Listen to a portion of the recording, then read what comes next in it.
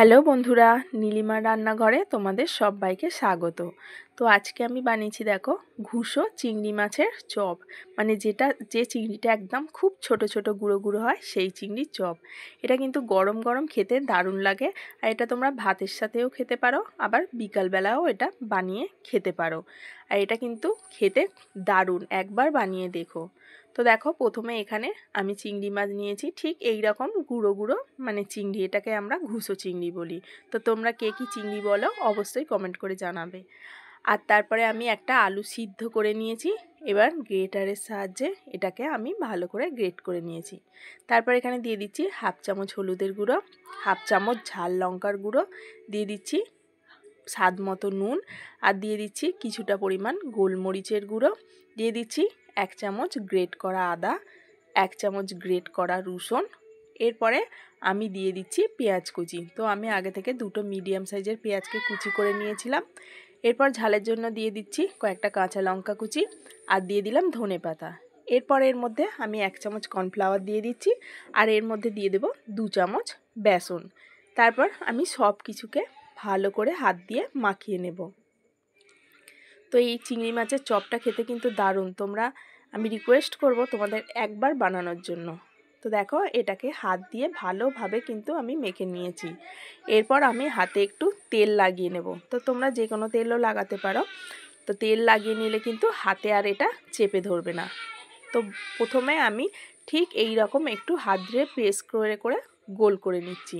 তারপর বাঁ হাতের তালুর মধ্যে রেখে একটু চেপে ঠিক এই রকম সাইজের বানিয়ে নেব। তো তোমরা এটা যেরকম মানে শেপে বানাতে চাও বানাতে পারো, বল সাইজেও বানাতে পারো, কাটলেট সাইজেও বানাতে পারো। তো আমি এইভাবে সব কটা করে নেব। তো আমি আর একটা করে দেখাচ্ছি।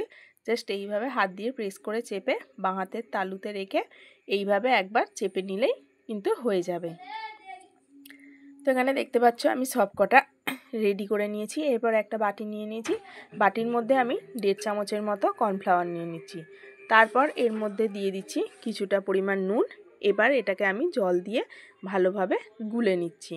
তোমরা চাইলে এখানে কাঁচা ডিম ফাটিয়েও মানে সেটা দিয়েও বানিয়ে নিতে পারো।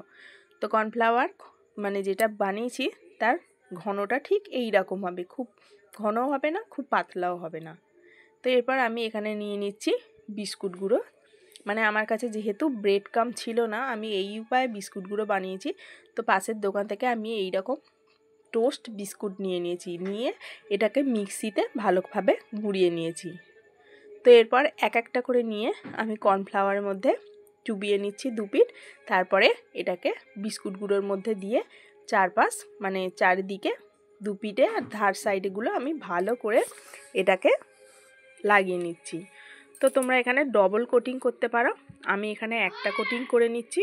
আমার মনে হয় একটা কোটিংই এনাফ। তো ঠিক এই রকম সাইজের বানিয়ে নিয়েছি।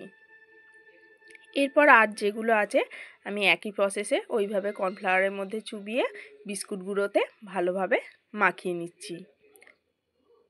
রেসিপিটা ভালো লাগলে অবশ্যই তোমরা একটা লাইক করবে আর কমেন্ট করে জানাবে যে রেসিপিটা তোমাদের কেমন লেগেছে। তো এখানে দেখো আমি সব কটা এক এক করে বানিয়ে নিয়েছি।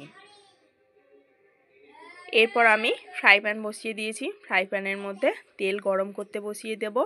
তো আমি এখানে সাদা তেলে ভাজছি, তোমরা চাইলে সর্ষের তেলেও ভাজতে পারো। এরপর এক একটা করে আমি এর মধ্যে ছেড়ে দিচ্ছি। তো এগুলোকে কিন্তু একটু টাইম নিয়ে ভাজতে হবে, কারণ যদি হাই ফ্লেমে ভাজা হয় সেটা কিন্তু ওপরটা পুড়ে যাবে, ভিতরটা হবে না। সেই জন্য এটাকে কিন্তু একদম মিডিয়াম ফ্লেমে রেখে মোটামুটি 5 থেকে 7 মিনিট ভাজতে লাগবে এই রকম এক একটা চপ। তো সময় ধরে কিন্তু এটা একটু ভাজতে হবে। তো দেখতেই পাচ্ছ এইটা কিন্তু লাল লাল হয়ে ভাজা হয়ে গেছে। আর আমি 5 থেকে 7 মিনিটের মতো এগুলোকে ভেজে নিয়েছি। এরপর তেল ঝারিয়ে আমি এক এক করে তুলে নিচ্ছি। তো তারপরে আমি আরও যে কটা আছে সেই কটাও একই প্রসেসে এইভাবে ভেজে নেব। তো দিয়ে দিয়েছি, একটা পিঠ হয়ে গেছে, সাবধানে আবার আর একটা পিঠ একটু উল্টে দিলাম। তো এটাকেও আমি 5 থেকে 7 মিনিটের মতো ঠিক এই রকম লাল লাল করে ভেজে নিয়েছি। তো এখন রেডি হয়ে গেছে কিন্তু গরম গরম ঘুষো চিংড়ি চপ।